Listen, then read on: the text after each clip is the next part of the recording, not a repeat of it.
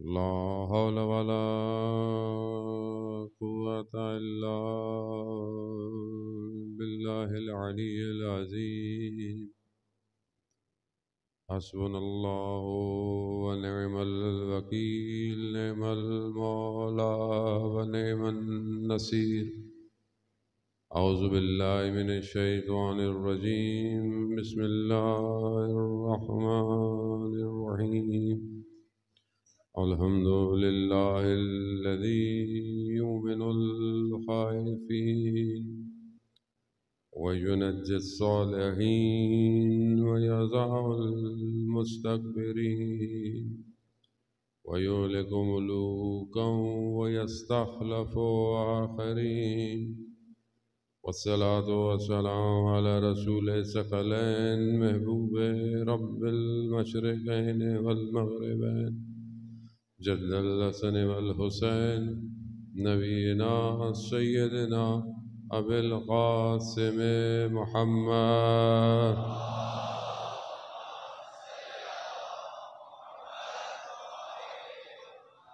وعلى آله الطيبين الطاهرين المعصومين، لا سيما بقية الله في الأرضين. روحي وأرواحنا لتراب مقدم الفداء، ولعنة الله على أعدائهم أجمعين.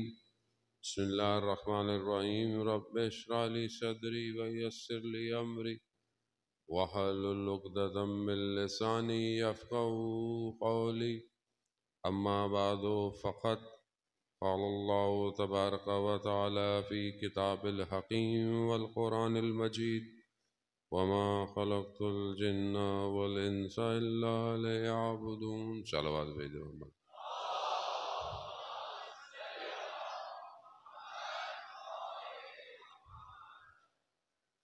عزاداران سید الشہداء علیہ السلام، ماہ محرم کی چند شبیں باقی ہیں. چند شبوں کا مہمان رہ گیا ہے زہرا کا لال. آپ نہ جانے کتنی دور سے آتے ہوں گے اور دن میں یقیناً کئی مجالس بھی کرتے ہوں گے. کیا لینے آتے ہیں آپ؟ کیا مل رہا ہے آپ کو؟ کوئی آپ کو دے بھی کیا سکتا ہے؟ جسے حسین دے دے اسے دنیا ویسے بھی کیا دے سکتی ہے؟ جو امام حسین کی بارگاہ سے امیر ہو جائے وہ دنیا میں کبھی فقیر نہیں ہوتا. اس کی بارگاہ میں رحمت، اس کی بارگاہ میں برکتیں. وہ اپنے ذرا سا بھی کوئی اگر امام حسین کی طرف متوجہ ہو جاتا ہے، امام حسین اسے بہت دیتے. کتنے لوگ امام حسین سے جڑ کر، اور شاید ہم اصل میرے جیسے لوگ جس کی شاید معرفت کم ہو، وہ ان کی بارگاہ میں جا کر کیا مانگتا ہے؟ مثلا یہ مل جائے، وہ مل جائے، کیونکہ معرفت کم ہے. ویسی انسان جتنی انسان کی معرفت ہے اتنی ہی اس کی دعاؤں میں جو ہے وہ رشد پیدا ہوتا ہے. جتنی معرفت کم ہوتی ہے انسان کی دعائیں بھی ویسی ہیں. لیکن امام حسین صرف ظاہر کی چیزیں یا ظاہر کی انسان کی ضروریات کو پورا کرنے کے لیے نہیں ہے. شخص ذرا سا بھی قریب سے گزر جائے، امام حسین اس کی عاقبت بھی خیر کر دیتے ہیں اور اسے اس عالم میں بھی کمال دے دیتے ہیں. آیت اللہ شمس الدین اپنی کتاب میں واقعہ بیان کرتے ہیں کہ مسیح تھا اور کوفہ اور اس کے درمیان میں پہلے جہاں بہرحال پانی اور کشتیوں پہ لوگ تجارت کیا کرتے تھے، اسی طرح اپنا کہیں سامان لینے آیا تو بہرحال ڈاکو پڑ گئے، لٹ گئے، حملہ ہو گیا. تو ایسے میں ایک گروہ نے آ کے اس کو بچایا اور اس کو پھر اپنے ساتھ لے گئے، ان کے ساتھ رہنے لگا. انہوں نے بہت خیال رکھا کہ بھئی مہمان ہے. کچھ دنوں بعد اس گروہ نے کہا کہ ہم جو ہے وہ جا رہے ہیں نجف شہر کی طرف. کہا کیوں؟ کہا ہمارے کچھ خاص ایام ہوتے ہیں تو ہم وہاں جاتے ہیں. کہا میں بھی چلوں گا. کہا تکلیف ہوگی تمہیں کیونکہ ہم پیدل چلتے ہیں اور سامان ہوتا ہے. کہا کوئی مسئلہ نہیں، میں بھی جاؤں گا. تو غدیر کے ایام تھے، نجف پہنچے. غدیر جب ایام گزرے غدیر کے تو یہ کچھ اس گروہ میں سے لوگ واپس جانے لگے. جو سردار تھا گروہ کا اس نے بولا کہ ہم جو ہے وہ یہاں سے کسی اور شہر جائیں گے، تم ان کے ساتھ چلے جاؤ. کہا نہیں، میں بھی آپ کے ساتھ جاؤں. چلتے چلتے بہرحال مسافرت تھی، آج بھی لوگ پیدل چلتے ہیں، اس زمانے میں وسائل نہیں تھے اتنے. جب پہنچے تو شب عاشور تھی، کربلا پہنچے. اب اس نے بہت ساری چیزیں اس کو پتہ ہی نہیں تھی. جب اس نے دیکھا کہ گلیوں سے رونے کی آوازیں آ رہی ہیں، لوگ رو رہے ہیں، گریا کر رہے ہیں، اس کے لیے بڑی تعجب کی بات تھی. یہ ہے کیا؟ ماجرا کیا ہے؟ وہ ایک کونے پر اس کو بٹھا کر کہا کہ ہم جا رہے ہیں بہرحال اپنے مراسم کو کرنے، ہم واپس آئیں گے. یہ بیٹھا رہا. بیٹھے بیٹھے اس کی آنکھ لگ گئی. اس نے دیکھا کہ جو سامنے لوگ آ جا رہے ہیں وہاں پر ایک شخص آیا اور اس کے سامنے دو لوگ کھڑے ہوئے ہیں اور وہ شخص ان سے پوچھ رہا ہے کہ کون کون میری زیارت پہ آیا ہے. تو ان دو لوگوں کے ہاتھوں میں فائلیں ٹائپ کی، نام لکھے ہوئے ہیں، سب کے نام بتا رہے ہیں کہ یہ آپ کی زیارت پہ آئے ہیں. وہاں پر وہ کوئی اور نہیں ہے، خود سید الشہداء ہیں. ملائکہ سے پوچھ رہے ہیں کہ میری زیارت پہ کون کون آیا، ان کا نام دو مجھے. جب نام دیے سب کے تو کہا نہیں، اس میں کچھ ناموں کی کمی ہے. ملائکہ نے پھر لگایا سب کچھ، کہا کہ نہیں ہمارے حساب سے تو پورا ہے. کہا نہیں، ابھی بھی ایک نام کم ہے. جب کافی دفعہ ہوا تو کہتے ہیں کہ امام حسین نے اس کی طرف اشارہ کیا، کہا اس کا نام ہمارے زائرین میں تم نے کیوں نہیں لکھا؟ کہا مولا یہ تو مسلمان نہیں ہے. تو امام نے کہا کہ اس سے کیا فرق پڑتا ہے، کوئی یہ آیا تو ہماری زیارت پہ ہے. بس اس کی اچانک سے آنکھ کھلی، اس نے اپنے آپ کو پسینے میں شرابور پایا. جو اسی سردار ان کے قبیلے کا واپس آیا، اسے ماجرا سنایا کہ یہ ماجرا کیا ہے. جیسی اسے پتا چلا، امام حسین نے اس کے قلب کو خرید لیا، مسلمان ہو گیا، یعنی عاقبت خیر ہو گئی. امام حسین اگر کچھ مانگنا ہے ان ایام میں تو امام حسین سے یہ مانگیں کہ ہمارا امام ہم سے راضی ہو جائے. جن کا امام ان سے راضی ہو جائے، پوری دنیا ان کے مقابلے میں آ جائے، پھر وہ میسم کی طرح دار پہ لٹکا بھی دیے جائیں، پھر نیزے گھوپ دیے جائیں، زبانیں قلم کر دی جائیں، پھر علی علی رکتا نہیں ہے.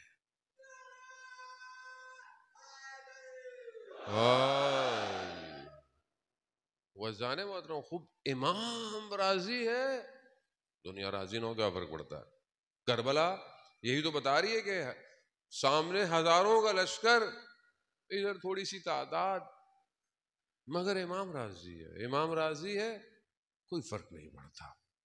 عزیزان محترم آج دنیا ہمیں بہانوں سے، ہیلوں سے، لالچ سے اپنی طرف کھینچ رہی ہے. نفس بھی، خواہشات بھی، اور یہ دنیا بھی، کہ کسی طریقے سے ہم اپنے امام سے دور ہو جائیں بس.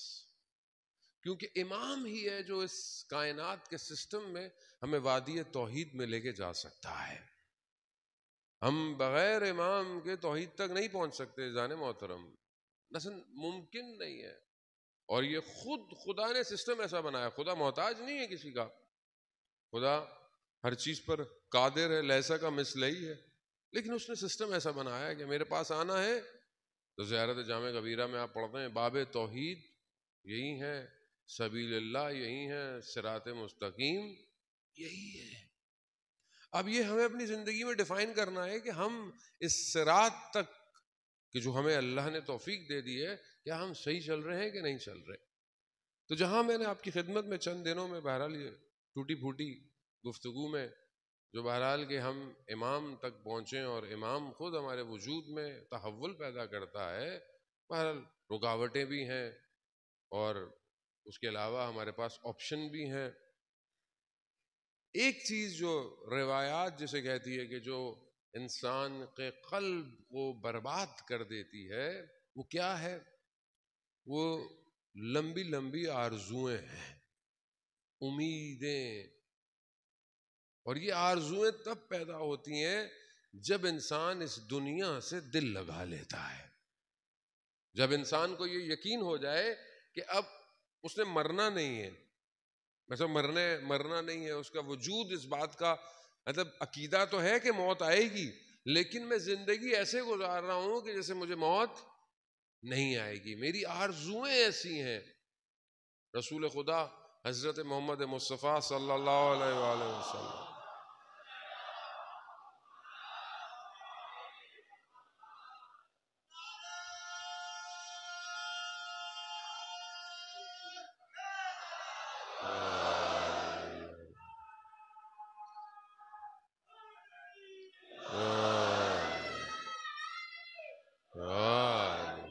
عزیزان محترم، رسول خدا فرماتے ہیں کہ میری امت میں سے جو لوگ آخرت کو فراموش کر دیں گے، بھول جائیں گے، وہ لمبی لمبی آرزوؤں کا شکار ہو جائیں گے. جس کی زندگی میں آخرت نہیں ہے وہ اسی دنیا میں آرزویں لگاتا ہے. میرا یہ مجھے مل جائے، یہ میرا ہو جائے، یہ ایسا ہو جائے، یہ ویسا ہو جائے. اب یہ آرزویں آہستہ آہستہ، کیونکہ عقل میں جو ایک چیز نقص پیدا کرتی ہے وہ جہالت ہے، یعنی نہ جاننا ہے، نادانی ہے. یعنی جہالت علم کے مقابلے میں ہے. یعنی کسی چیز کا ایک شخص علم رکھتا ہے اور ایک شخص کسی چیز کے معاملے میں جاہل ہے، جانتا نہیں ہے. عقل میں جب جہالت کا عنصر آ جائے تو انسان بہت ساری چیزوں کو نہیں جانتا اور پھر غلط موو کرنا شروع کر دیتا ہے. اور دوسری چیز کہ جو انسان کو ان آرزوؤں کی طرف لے کے جاتی ہے وہ شہوت ہے. نفس کو جو چیز برباد کرتی ہے وہ خواہشات نفسانی ہے. اس کی خواہش کیا ہے؟ وہ اپنی اور ہر شخص اور ہر مقام پہ شہوت مختلف ہے. شہوت صرف جسمانی نہیں ہے. کسی کو شہرت کی شہوت ہے، وہ کچھ بھی کر لے گا، وہ کہے گا میں مشہور ہونا چاہیے بس، چاہے وہ شہرت منفی ہو، چاہے وہ جو مقولہ مشہور ہے بدنام نہیں ہوں گے تو نام نہیں ہوگا. کیا کچھ لوگ بدنام ہو گئے نام بنا لیتے ہیں اپنا. شہرت بھی شہوت ہے، ریاست، حب ریاست، کرسی شہوت ہے. ایک شخص کو کھانے کی شہوت ہے، کھاتا رہتا ہے. اب یہ دو چیزیں جب ملتی ہیں، کیونکہ یہ دونوں ایک دوسرے کو ٹرانسمٹ کرتی ہیں، خواہش ابھرنے لگتی ہے. عقل کے اندر اگر یہ جہالت ہو کہ یہ آخرت کے بارے میں کمزور علم رکھتا ہے، اس کو کھا جاؤ، تو یہاں آرزویں طولانی ہونا شروع ہو جاتی ہیں. اور یہ طولانی آرزویں انسان کے قلب میں قساوت پیدا کرتی ہیں. اور جب قساوت قلب ہو جائے تو بس پھر یہ قلب بربادی کی طرف چلا جاتا ہے. پھر خدا قرآن میں کیا کہتا ہے؟ پھر ہم ان قلوب پر مہر لگا دیتے ہیں، بس اب پھر اس کے دل میں کچھ نہیں ہونے والا. کیسے لوگ تھے انبیاؤں کے سامنے؟ کیسے لوگ؟ قرآن حضرت موسیٰ علیہ السلام کا جو بیان کر رہا ہے بہت سارے صورتوں کے اندر، وہاں حضرت موسیٰ کے مقابلے میں مختلف چیزیں آئی ہیں. طاقت بھی آئی ہے، دولت بھی آئی ہے. قارون جو ہے وہ آپ جانتے ہیں کہ قارون کے پاس کتنا خزانہ تھا، کتنے اونٹوں پر اس کے خزانوں کی صرف چابیاں ہوتی تھیں. قرآن اس سینیریو کو ڈرامیٹائز بیان کر رہا ہے. کیا بیان کر رہا ہے؟ کہ اس کے شان و شوکت کو دیکھ کر کچھ لوگوں نے کہا کاش ہمارے پاس بھی ایسا کچھ ہوتا. آج دنیا کیا دکھا رہی ہے؟ دنیا بھی تو قارون کا خزانہ دکھا رہی ہے. لگژری لائف، ہر چیز کو اتنا خوبصورت بنا کے پیش کرنا، برانڈنگ، کارپوریٹ ورلڈ. انسان اپنے آپ کو برانڈ زندگی میں پھنسا ہوا ہے. ایک جوتے پہ ٹک لگا ہوا ہو تو اس کی خاطر پتہ نہیں کتنے $100 دے دیتا ہے. جوتا سادہ سا ہو اور اس پہ ایک مور لگی ہوئی ہو کسی جانور کی تو برانڈیڈ ہے بھائی. خوب کیا زرق اور برق، یہ کریٹ کیا ہے قارون. ایسے تھوڑی قرآن کس سے بیان کر رہا ہے آپ کو. اس زرق و برق کو دیکھا، کیا ہم بھی تو کیا گاڑی جا رہی ہے. مولوی بن جاتے تو اچھا تھا. جو آج کل علماؤں کا حال ہے، آدمی کیا ہوتا ہے مولوی بچے کو بنا دیتے.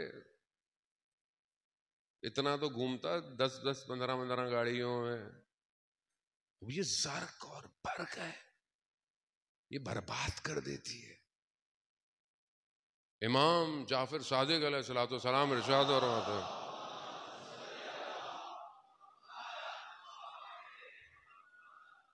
امام فرماتے ہیں اگر تم اپنے ساتھ چلنے والوں کے جوتوں کے ٹاپوں کی آواز سے تمہارے وجود میں تکبر آیا تم برباد ہو جاؤ گے.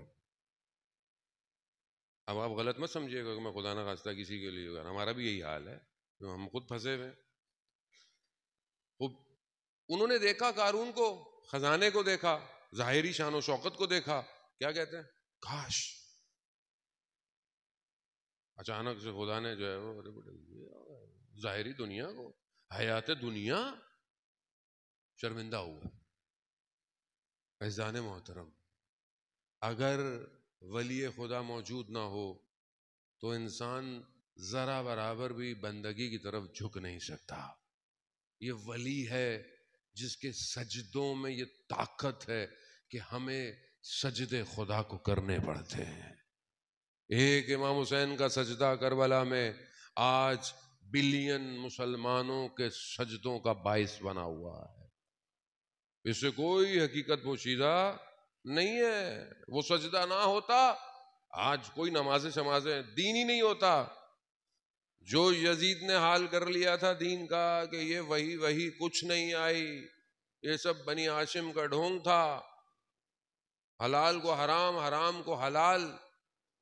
وہ کام جو آج آپ کو دیکھنے میں لگتا ہے کہ ویسٹ کر رہا ہے، یہ یزید لعنت اللہ علیہ کر چکا تھا. یہ سب کر چکا تھا. آج کچھ نہیں بچنا تھا. یہ تو اللہ نے ہر زمانے میں اپنے ولی کو رکھا اس لیے تاکہ دین کی حفاظت ہو. عزیزان محترم، یہاں قارون، آپ کو پتا ہے کہ پھر قارون کو بہرحال پہلے تو بہتر تھا لیکن بعد میں اللہ کے ولی کے مقابلے میں جو آیا، چاہے وہ قارون ہو، چاہے وہ نمرود ہو، چاہے وہ شداد ہو، چاہے وہ فرعون ہو، چاہے وہ جو بھی ہو، یہ یاد رکھیے گا فارسی کا وہ ایک فریز ہے، ہر کے با ولایت افتاد در افتاد. جو ولایت کے مقابلے میں آئے گا گر جائے گا. کوئی بھی ہو، چاہے ہمارے اس زمانے کے اندر ہو، کوئی بھی ولایت کے سامنے نہیں ہو سکتا. اور جہاں یہ ولایت ظہور کر رہی ہو، کسی گروہ میں ہو، کسی شخص میں ہو، کسی قوم میں ہو، کسی ملک میں ہو، جو اس کے مقابلے میں آئے گا وہ بھی گر جائے گا. ولایت ایسی ہے.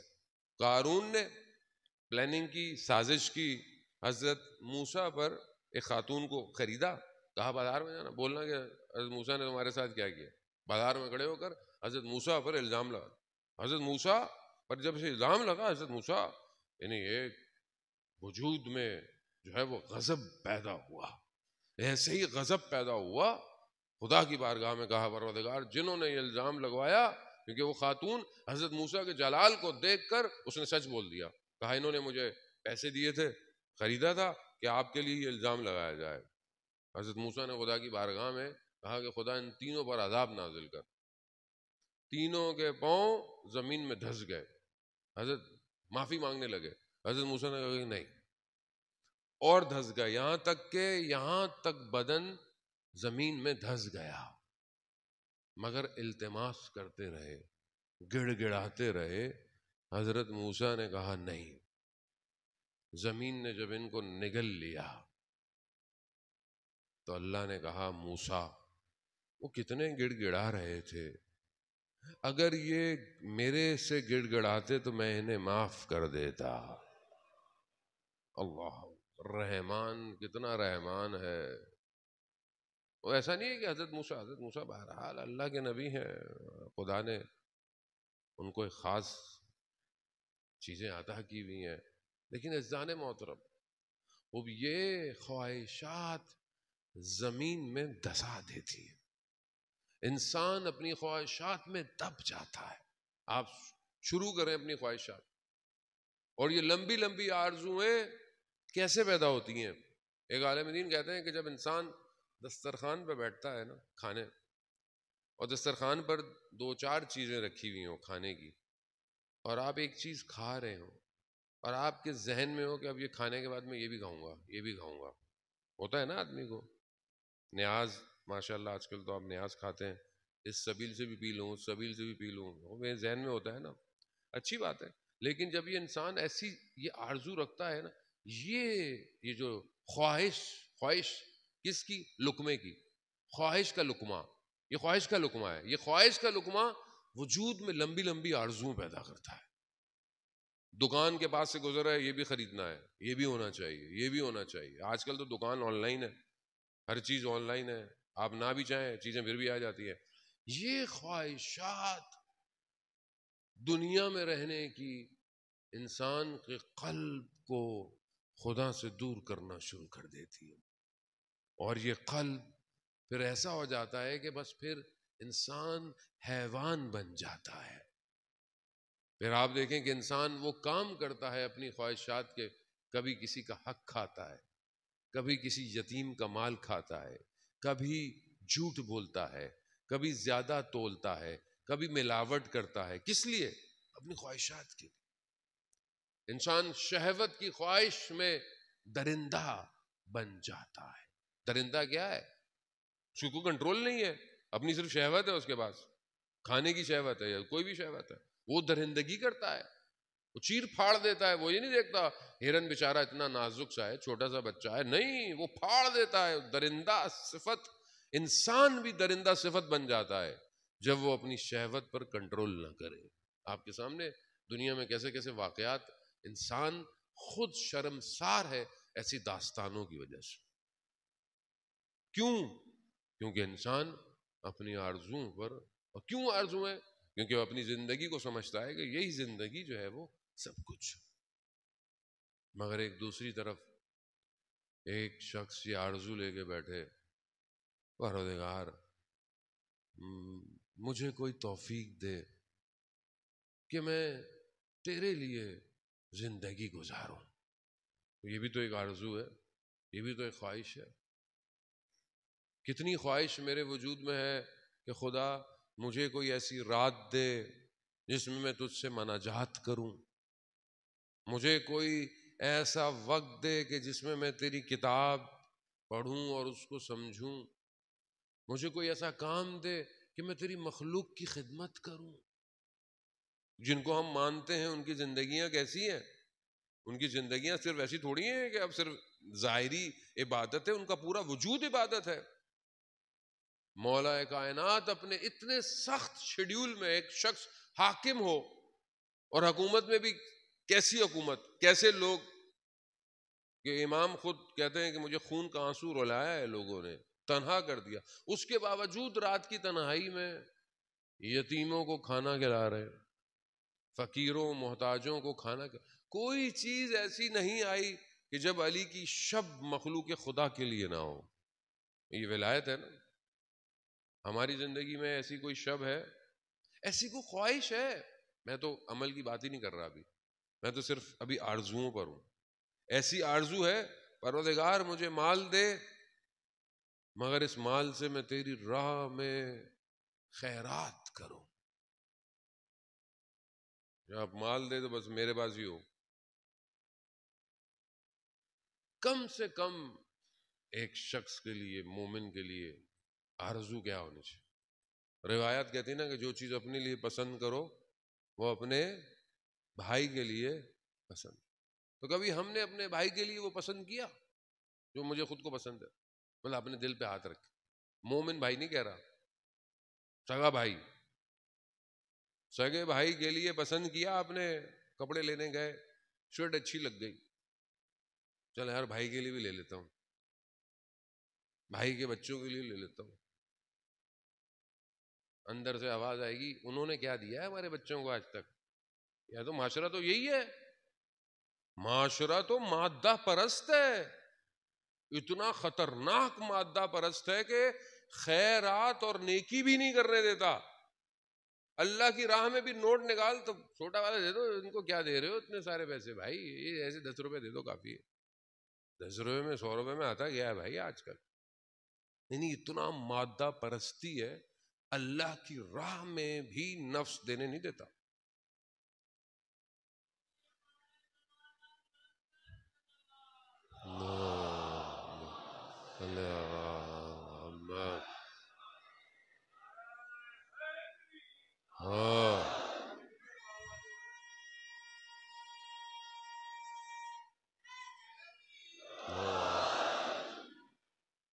عزیزان محترم، اللہ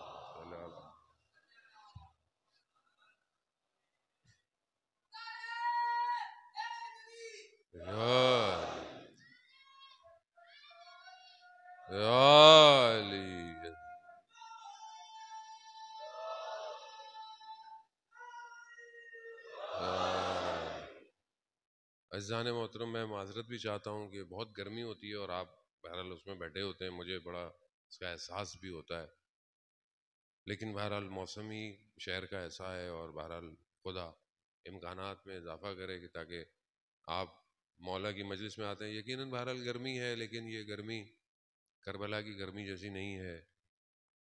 آپ یہاں سے اٹھ کے جائیں گے ٹھنڈا پانی بھی مل جائے گا۔ سلام ہو اس لٹے ہوئے کاروان پہ کہ جنہیں پانی نہیں ملا، بعد میں بھی پانی ان کے سامنے گرا دیا جاتا تھا۔ تو یہ انسان اپنی آرزوؤں کو دیکھے کہ یہ آرزو، معروف قرخی بڑا شخص ہے اور بلخ کا رہنے والا ہے، اپنے بستر پہ سو رہا ہوتا ہے، اچانک سے چھت پہ قدموں کی آواز آتی ہے، پوچھتا ہے کون ہے چھت پشت بام پہ کون ہے؟ تو کہتا ہے کہ میرا اونٹ کھو گیا ہے۔ تو یہ کہتا ہے کہ اونٹ چھت پہ تو نہیں ملے گا، اونٹ تو بیابانوں میں ملے گا۔ تو اوپر سے آواز آتی ہے کہ جس خدا کو تم ڈھونڈ رہے ہو وہ نرم بستروں پہ نہیں ملے گا۔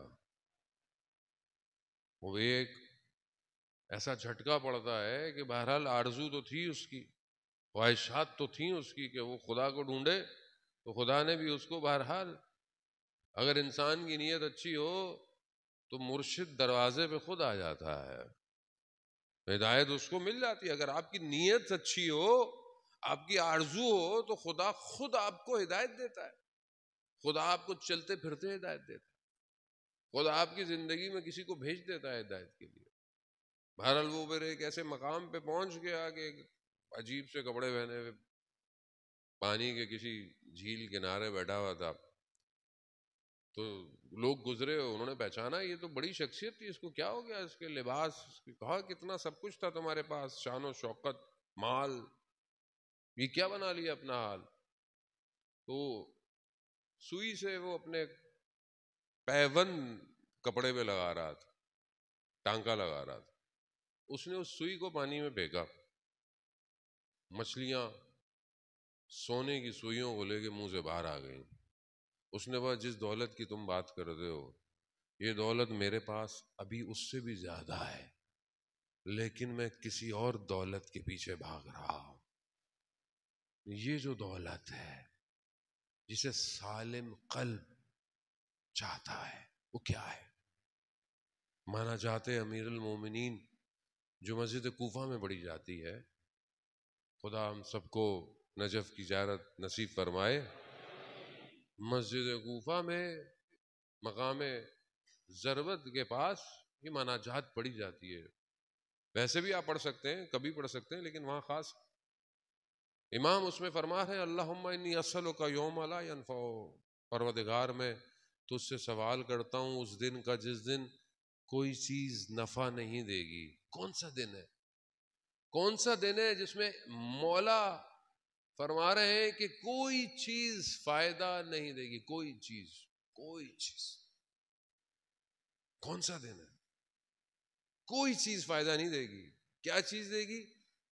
سوائے اس کے جو قلب سلیم لے کر آئے گا. سوائے اس کے. امام آگے مناجات میں فرماتے ہیں تمہاری ماؤں بہنوں کے بین کچھ نہیں کر پائیں گے. مجرم اپنے چہروں سے پہچانے جائیں گے. اپنے چہروں سے پہچانے. ابھی دنیا میں تو خدا نے بڑا سیٹ اپ کیا ہوا ہے ہمارے ساتھ, بڑا کرم کیا ہوا ہے. میں آپ کے سامنے کتنا اچھا ہوں آپ کو پتہ ہی نہیں ہے میں اندر سے کیسا ہوں. اگر جیسا میں اندر ہوں ماتھے پہ آ جائے چیر پھاڑ دیں ہم ایک دوسرے کو. روایات کہتی ہیں اگر انسان کا باطن آشکار ہو جائے لوگ ایک دوسرے کو چیر پھاڑ دے. یہ تو رحمان نے اپنے محبوب کے صدقے میں ہمارے گناہوں کو پوشیدہ رکھا ہوا ہے. مگر اس دن کوئی چیز نہیں چھپے گی. اگر ذرا برابر بھی کوئی چیز ہوگی تو خدا اسے آشکار کر دے گا. کیا لے کے جا رہے ہیں ہم؟ کیا چیز بھیج رہے ہیں؟ اس قلب میں کیا ہے؟ اس دن کیا دکھایا جائے گا؟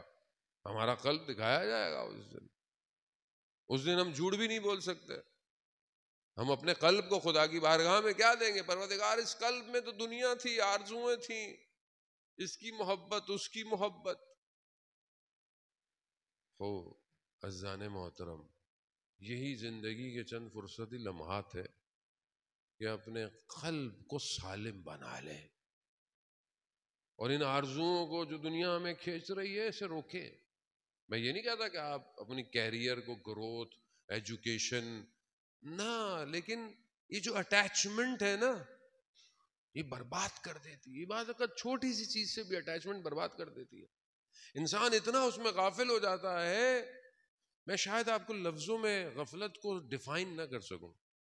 غفلت ضروری نہیں ہے کہ ایک شخص کو مثلا بہت بڑی چیز اٹریکٹ کرتی ہے, ایک شخص کو شاید بہت چھوٹی سی چیز اٹریکٹ کرتی ہے. ایک عالم دین ہو سکتا ہے کہ بہت سارے معاملات میں گزر جائے, مثلا آپ اس کو بولیں گے یہاں بیٹھ جاؤ, وہاں بیٹھ جاؤ, بیٹھ جائے. لیکن ہو سکتا ہے کہ اس بات پہ وہ ناراض ہو جائے کہ آپ نے میرے نام کے آگے یہ جو ہے وہ خطاب اور یہ جو آج کل ہوتا ہے یہ نہیں لگایا. ناراض ہو جاتے ہیں لوگ, ناراض. کسی کی تصویر مجھے تو ہمیں تو لوگ بتاتے ہیں مولانا صاحب یہ حالات کیا ہیں, مجلس کا پوسٹر چھاپیں آپ, کسی کی تصویر چھوٹی ہو جائے, فلانے سے چھوٹی ہو جائے تو اس پہ لوگ ناراض ہو جاتے ہیں. بھائی مجلس تو امام حسین کی ہے. اول تو تصویر کی بھی ضرورت نہیں ہے, پتہ نہیں بہرحال آج کل ٹرینڈ ہو گیا ہے. امام حسین کا نام چھوٹا ہوتا ہے اور ذاکر کا نام اتنا بڑا ہوتا ہے. اور یہ بھائی بعض اوقات آدمی اسی میں پھنسا ہوا ہے, اسی چیز میں پھنسا. ہم نے اپنی زندگی میں تجربہ کیا, بہت ساری چیزوں سے گزر گئے, ایک چھوٹے سے امتحان میں آ کے گر گئے اور خدا نے دیکھا یہی تمہاری حالت تھی, یہی حالت ہے تمہاری. اگر خدا لطف اور کرم نہ کرے انسان گمراہ ہو جائے. یہ اس کا کرم ہے کہ جس نے ہمیں بچایا ہوا ہے جانے والا. اس لیے جائیں سجدے کریں, شکر کے سجدے, اور سجدوں میں سبوحن قدوسن کہیں خدا کی بارگاہ. یہ آرزوؤں کو اپنے چینج کریں, رنگوں سے, پردوں سے, صوفوں سے. انسان بعض اوقات ہوتا ہے نا, بچہ سائیکل لیتا ہے, سائیکل میں لائٹیں لگائے گا, یہ لگائے گا, ہارن لگائے گا, تو ساری آرزو وہی ہوتی ہے. آج کل بچے فون لیتے ہیں, ٹیبلٹ لیتے ہیں, اوپر کور چڑھاؤ, نیچے لیبل لگاؤ, یوں ہونا چاہیے, یہ ہونا چاہیے, اسی میں پھر ایک کہے گا مجھے وہ وائرلیس بھی چاہیے. آہستہ آہستہ آرزو بڑھتی چلی جاتی ہے, بڑھتی چلی جاتی ہے, بڑھتی چلی جاتی ہے. ہینڈ فری بھی چاہیے, اسمارٹ واچ بھی چاہیے. آج کل تو چھوٹے بچے بھی ان کو ٹیبلٹ لا کے دو تو کہتے نہیں یہ تو سیمسنگ کا ہے, آئی پیڈ کا چاہیے. اتنی دنیا تیز ہو گئی. کس نے کیا ہے؟ ارے معاشرہ ڈیزائنڈ ہے. ہم غافل ہو گئے ہیں کہ بہت ساری چیزیں ہمارے وجود میں کریٹ کی جا رہی ہیں. کوئی کرپٹ تھوڑی پیدا ہوتا ہے، کرپشن تو ڈالی جاتی ہے. دنیا زرق اور برق ہے، لیکن جس نے حقیقت دیکھ لی ہو. کیوں کہتے ہیں اہل قبور کی زیارت کرو، جا کے قبرستان جایا کرو؟ کیوں؟ جتنے ہم قبرستان جا کر سلام پڑھتے ہیں اس میں ایک سلام یہ بھی ہے کہ السلام علیکم یا اہل القبور، یعنی سلام ہو آپ پر کہ جو جا چکے ہیں، میں بھی بہت جلدی آپ کے پاس آنے والا ہوں. جب آدمی قبر کی طرف متوجہ ہوتا ہے نا، تو پھر دنیا کی زرق برق کم ہونا شروع ہو جاتی ہے. آدمی گناہ کرتے وقت سوچتا ہے کہ میں کس لیے گناہ کروں، میں کس کے لیے یہ غلطی کروں. اگر آخرت نہ ہو زندگی میں، جس کی یہ آرزو ہو کہ میں آخرت میں بہشت جاؤں گا، بہت اچھی بات ہے، بہت بہترین ہے.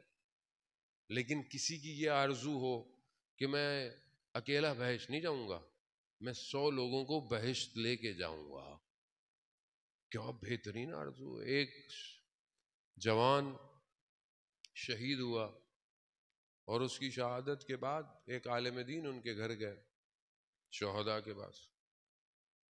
ان کے والدین کو کہا کہ آپ کا بچہ بہت اچھا تھا، آپ کے بچے میں بہت خوبیاں تھیں، اپنے کام میں بہت اچھا تھا، دشمن نے اس لیے اس کو شہید کیا، لیکن آپ کے بچے میں ایک خوبی خاص تھی، یہ رات کی تنہائی میں عابد بہت اچھا تھا، عبادت کرتا، جوان.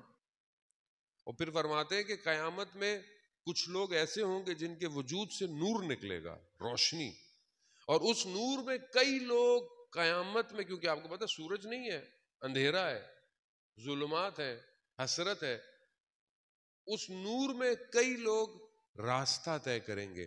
کہا آپ کا بیٹا ان میں سے ایک ہے. تو یہ آرزو ہے ہماری کہ قیامت میں ہم روشنی پھیلائیں اپنے وجود سے. ایک مومن کم سے کم 40 لوگوں کی شفاعت کرے گا، کم سے کم، لیکن وہ تبھی کرے گا کہ جب اس کی زندگی ایسی ہو. ہم تو یہاں پہ جنت جانے نہیں دیتے، ہمارا بس چلے تو ہم تو جنت میں کسی کو نہ جانے دیں.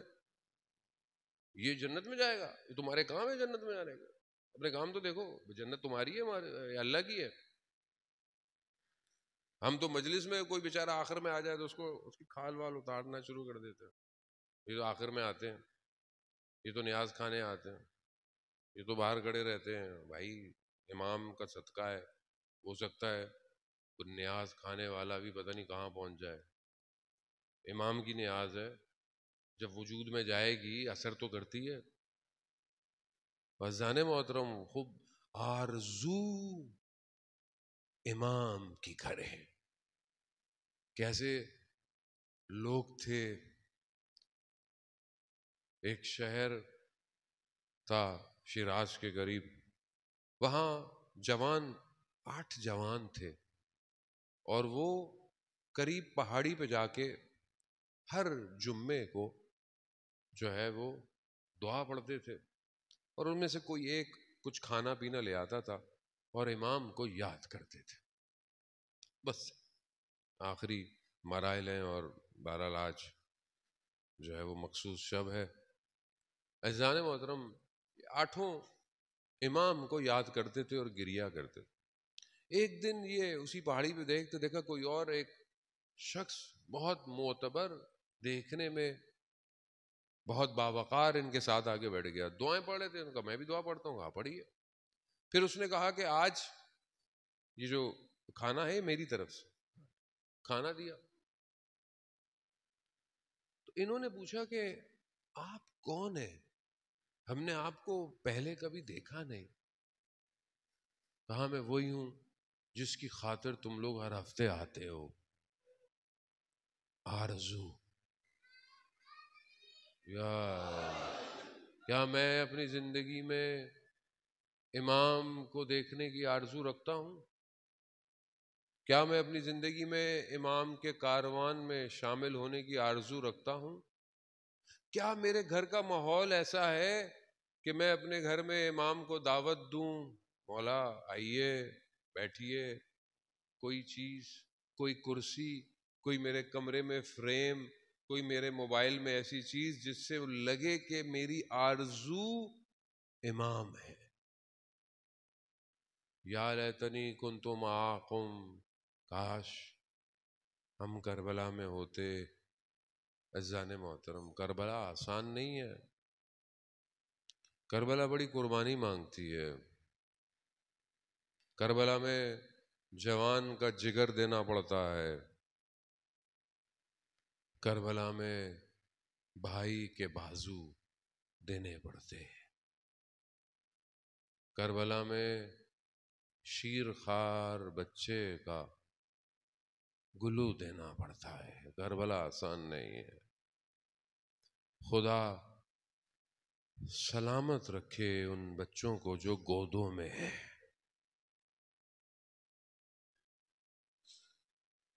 آج اس بچے کا ذکر ہے جو باب الحوائج ہے. 3 باب الحوائج ہیں. باب الحوائج کسے کہتے ہیں؟ جو حاجتوں کا دروازہ. آپ کی حاجت پوری نہیں ہو رہی، ان کے دروازے پہ. امام موسیٰ کاظم علیہ السلام باب الحوائج ہے. اللہم صلی علی محمد وعلی محمد. حضرت عباس باب الحوائج. حضرت علی اصغر باب الحوائج. بڑے بڑے علماء کہتے ہیں جب ہم پھنستے تھے کسی کام میں تو ہم اس چھوٹے بچے سے متصل ہوتے تھے. عزیزان محترم، ایک شخص کہتا ہے کہ ہم سردیوں کی شدید رات میں ہماری گاڑی خراب ہو گئی اور باہر برف تھی، گاڑی ٹھیک نہیں ہو رہی تھی.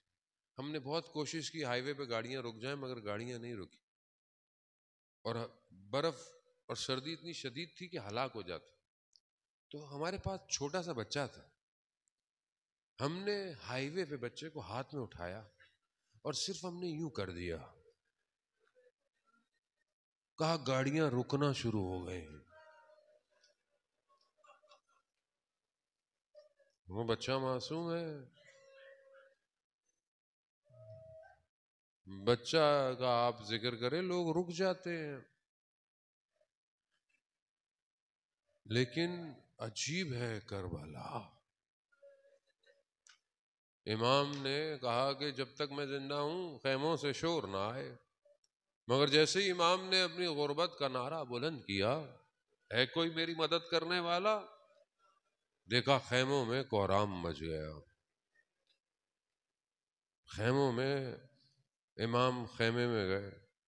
امام نے کہا میں ابھی زندہ ہوں، آپ کو میں نے کہا نہیں، جب سے آپ نے یہ کہا ہے یہ بچہ کسی آغوش میں آرام نہیں پا رہا.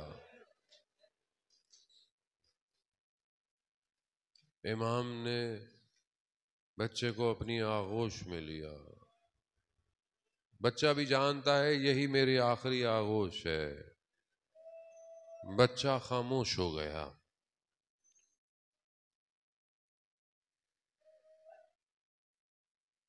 کبھی خدا بے اولادوں کو اولاد عطا کرے. عزیزان محترم، کبھی امتحان کیجئے. آپ کو اللہ جن کے بچے بڑے ہو گئے ہیں، بہرحال وہ تو ہو گئے ہیں، جن کے بچے چھوٹے ہیں، جن کے بچے نہیں ہیں، بچہ 6 مہینے کا ہو نا تو تصور کیجئے خالی، کیا میں اس 6 مہینے کے بچے کو خدا کی راہ میں دے سکتا ہوں؟ آدمی ساری رات جاگتا رہتا ہے، بچے کو ذرا سی تکلیف آ جائے، بچہ چھوٹا سا ہو، ہاسپٹل میں ہو، تکلیف آ جائے. ایک عالم دین کہتے ہیں میرا چھوٹا سا بچہ تھا، رات کو اس کو ایسا گریا شروع کیا، پریشان ہو گیا، ہر کام کر لیا، بچہ چپ ہی نہیں ہوتا تھا. ہم پریشان ہو گئے، ہم نے بولا اس کو کیا کریں؟ کہا کہ اس کو ہاسپٹل لے کے جاتے ہیں. جیسے ہی اس کو گھر سے نکلنے لگے تو گھر کے دروازے سے پاس جو ایک میز تھی اس میں پانی کا جگ تھا. جیسے ہی بچہ اس کے قریب گزرا نا، بچے نے اپنے آپ کو پانی کی طرف لٹکایا. بچے کو پیاس لگ رہی تھی.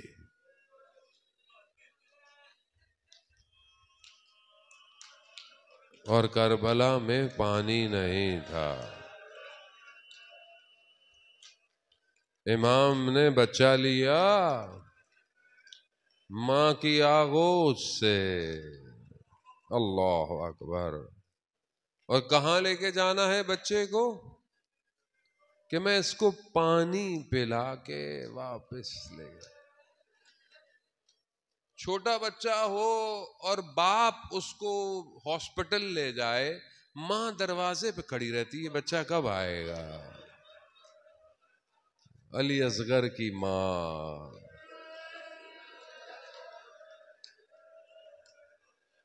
امام بچے کو لیا، جانے لگے.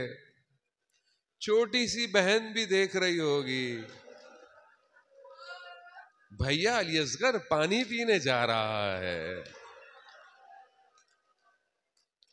امام نے اپنی ابا میں، عزیزان محترم میں بہت معذرت چاہتا ہوں، بڑے سخت مصائب ہیں، میں تو خود بھی نہیں پڑھ سکتا، میں بڑا کمزور ہوں. نہیں پتہ نہیں آخری مصائب ہوں زندگی کے.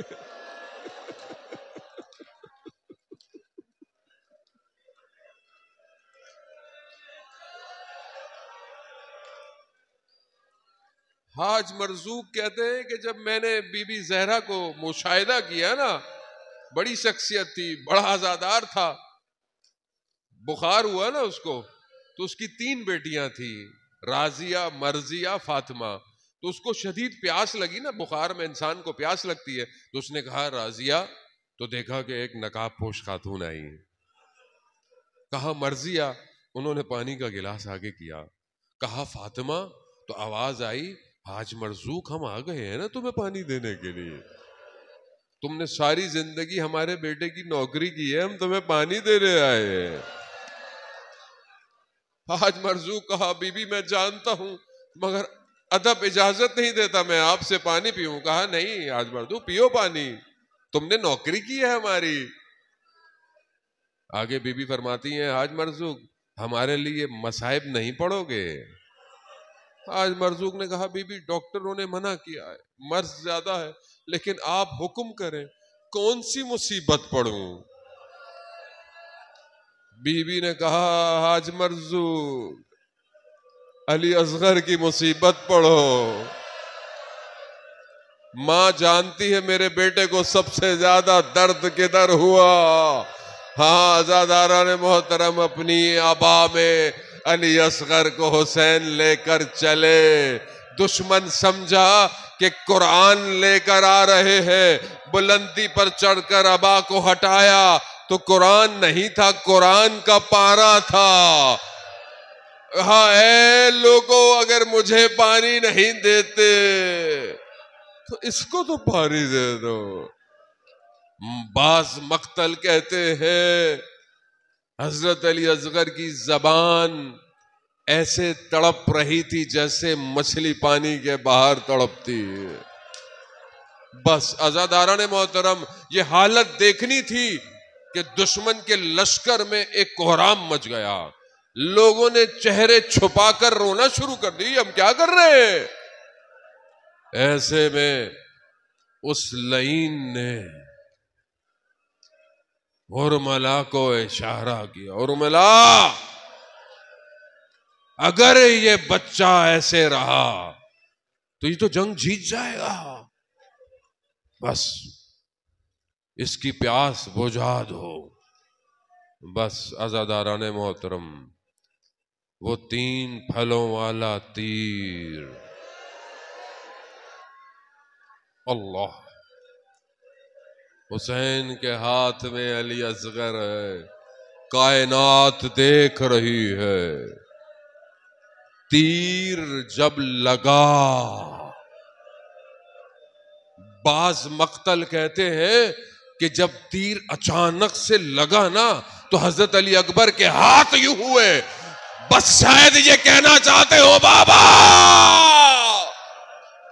تیر کی شدت اتنی تھی کہ مولا کے بازو میں پیوست ہوا، یہ لبوں پہ مسکراہٹ رہی، علی اصغر کی روح پرواز کری، اب یہ خون نہ آسمان نے لیا نہ زمین نے لیا، محاسن پر لگا. اب یہ چھوٹا جنازہ اتنا بھاری ہو گیا، امام حسین ایک قدم بڑھاتے ہیں، ایک قدم پیچھے ہٹتے ہیں. میں کیسے اس کو اس کی ماں کے پاس لے جاؤں؟ بس عزاداران محترم، مقتل کہتا ہے کہ خیموں کے پیچھے ننھی سی قبر بنائی حسین نے، علی اصغر کو دفنا دیا، حسین سے اٹھا نہیں گیا. آواز آئی حسین، دامن کو جھاڑ کر حسین اٹھ گئے.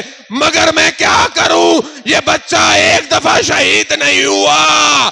شب عاشور بدن تھوڑے پڑے، کہا ایک نہیں، کہا کہیں دفنایا. رات کی تاریکی، ارے دلے مادر علی اصغر، نیزوں کی نوک میں علی اصغر.